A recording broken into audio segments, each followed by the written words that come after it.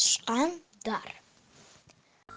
Қамбаға бас сұққа ақ мысық бас салып, ажалға тап бола берген соң тышқандар оңаша бір қуысқа жиналыпты да кеңес құрыпты.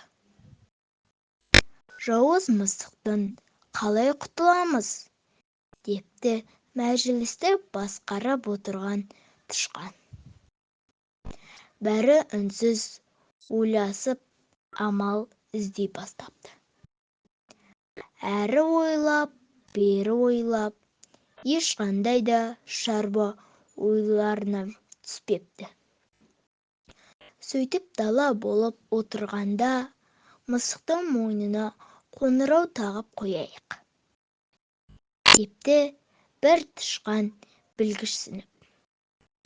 Сонда оның келе жатқанын алыстан естіледі. Біз дыбысты ести сала тығылып үлгереміз. Бұл кеңеске бір кәрі тышқан мысқылдай күліп былай депті. Жарайды, солай-ақ істейік.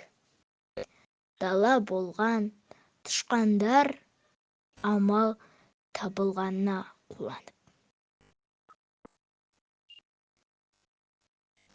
Солай істейік, деп дауыстап жіберіпті.